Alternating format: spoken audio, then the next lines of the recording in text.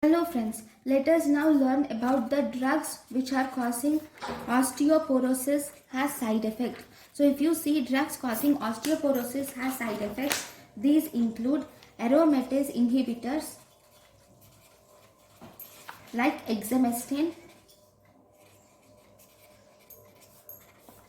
then glucocorticoids like prednisolone, and also drugs like phenytoin, warfarin will cause osteoporosis. Thank you for watching.